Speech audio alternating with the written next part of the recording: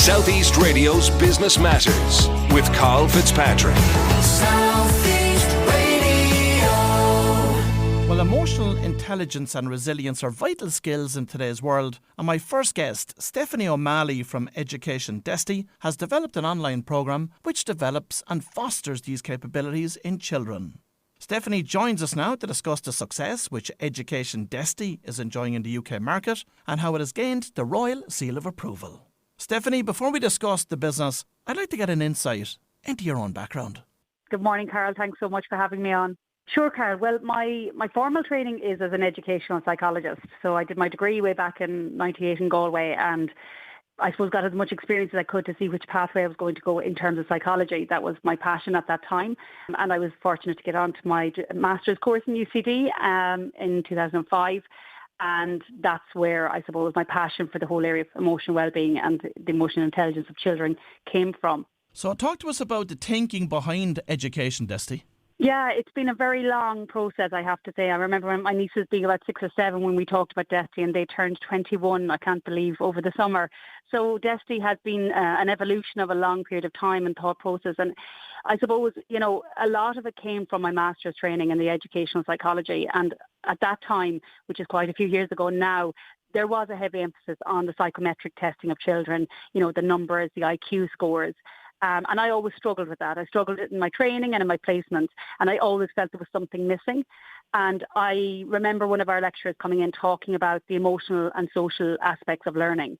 And we had a small input on that, but that really captured my interest. And I thought, this is something that I feel we're missing. So I was lucky to get on an innovation program in UCD at the time, and I had the opportunity for a year to explore this idea of something that could be delivered to children that would support that element of learning, that foundational skills of social and emotional elements. And so it started with the Innovation Centre set in UCD and Nova, which was a fantastic support. And I chipped away at it for a long time, meeting different people that could help me move it on a little bit more. And then around 2015, I suppose I kind of came to a point where I solidified, what the programme was about and what I wanted to do. So what is Education Desty all about? Well, Desty is an acronym, and that's kind of where the vision started from. And the acronym means Discovering Exceptional Strengths and Talents in You.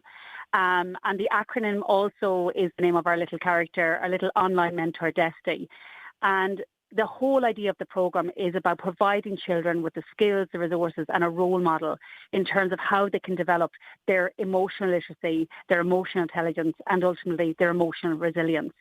And there is a software element to it, so they do visit a program online with the support of a mentor. And so the key for this program, and always has been the really important part for me, is that we train up and support and guide some real life person, if you like, in the child's life. So it's generally a teacher or a learning support assistant, somebody in a school setting typically, that we train and support, and that they then use the curriculum that we've developed, again online, there's some offline materials as well, to support the child to understand their feelings and how they can use them and how they can regulate them to become the best that they can. Provide us with an insight next into the curriculum that underpins the programme.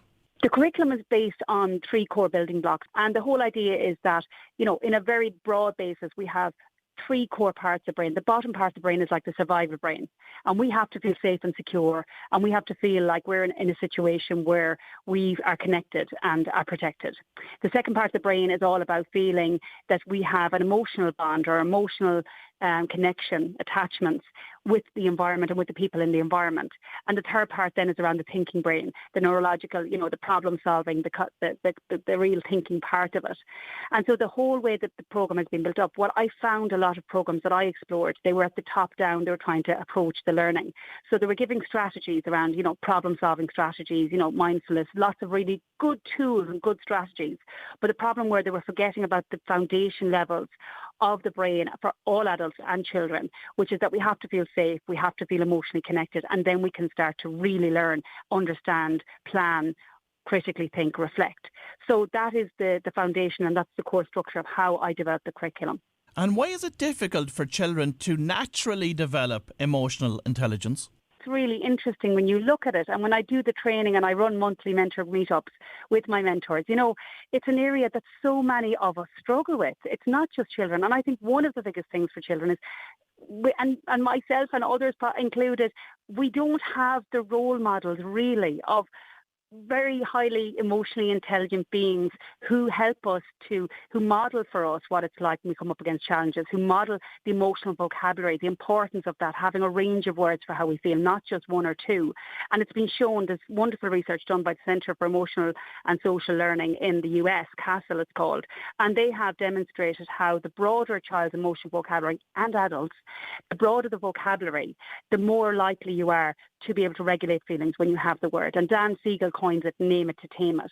And the reality is, and I know lots of your listeners will work in workplaces where, they identify themselves or certainly colleagues, other people, where that emotional regulation and that emotional intelligence, it just hasn't been developed. And we still can be very successful, but it can be an area that a lot of us can struggle with. And is it all to do with building that capacity within children to understand and to be able to express emotions such as anger, sadness and fear? Exactly. The first thing is having a word for it, like emotional vocabulary. If you think of how we learn language, you start off at a word level, understanding the words and having words. It's then identifying those in our environment, in ourselves, and understanding when they arise. And when they're a little older, then understanding it's a little bit more abstract, the thoughts that arise. So, looking at how all those parts are connected up. And once we raise our self-awareness and we can name it, first of all. So, for example, a child, they're going swimming and they're planning to go swimming and suddenly it's cancelled at the last minute. And you might see a child getting really angry about that and having a big emotional outburst. Actually, what the child is feeling is disappointed, most likely, but they don't have that word disappointed. They don't know what that feels like. So they've got happy, sad, angry. So when something like this swimming being cancelled happens, their knee-jerk reaction is angry because that's the one I have in my bank. I don't have a scale of other words in my bank, so that's the one I default to. So what we find is that as children develop the words to more accurately name, I'm disappointed, I'm frustrated, whatever the it actually might be in that moment, the more then they can deal with it, because it's almost like it's being identified, so it's being separated to some degree and they're not consumed by it, and they can then start to build resilience by looking, well, now what can we do with this disappointment? Interestingly, you found it easier to scale the business in the UK than you have here in Ireland. I absolutely have. And Ireland has been the most fabulous test market, if you like, for me. I said it was great to travel around, learn from the expertise of teachers in Ireland. The funding model, as you know, I know, Karl, as well, in Ireland is very different for schools in the UK. So in Ireland, you're literally knocking on every individual school door. You're explaining the programme. The education centres that I trained from were fabulous in terms of being able to kind of bring a group of schools together. But typically, it was almost like every school I had to, approach and explain and all of that. In the UK, because of the structure of their funding, so I said Ireland, we've got the Department of Education. There might be a little bit of kind of budget there through parents' councils or different things in Ireland.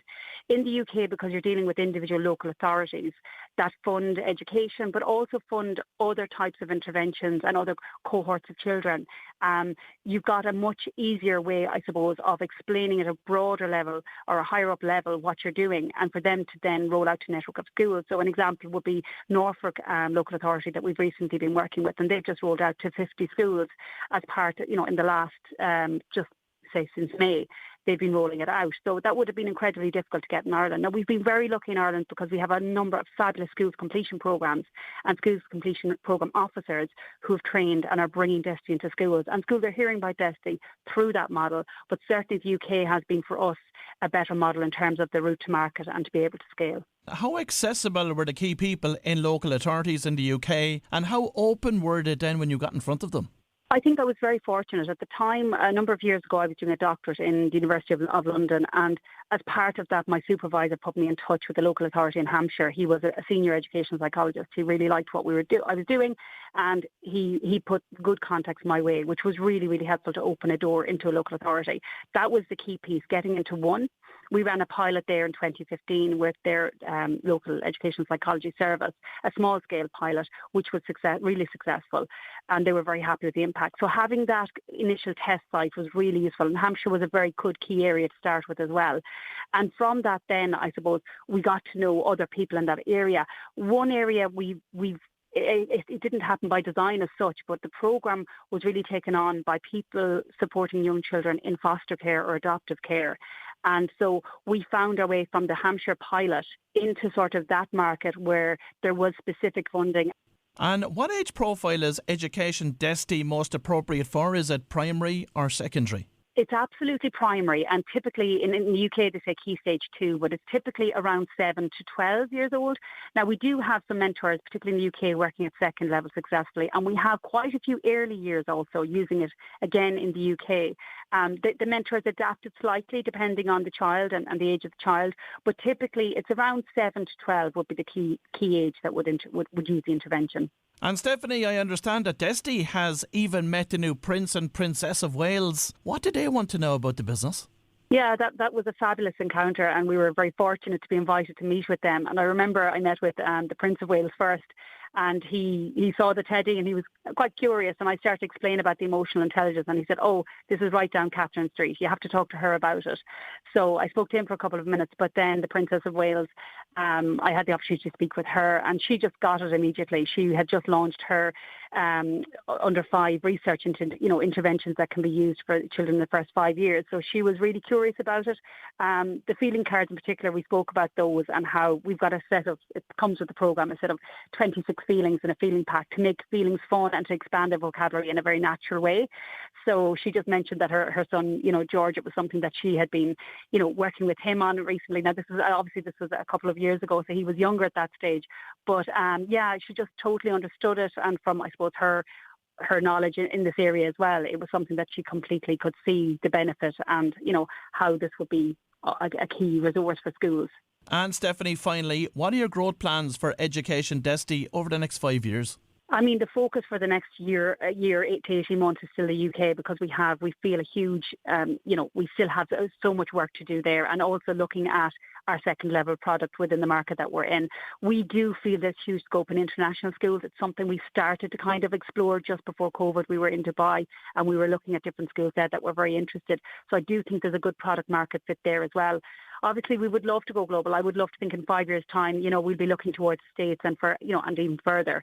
That would be the further ambition. But we have a good market in mind for the next 18 months to 2 years. And I think the UK will be really significant in that period. And then, as I said, international schools and beyond after that. Well, if you've just tuned in, that was Stephanie O'Malley from Education Desty, and this is certainly a business which is developing tangible benefits for the children of today and the workforce of the future. Southeast Radio's Business Matters with Karl Fitzpatrick. Southeast.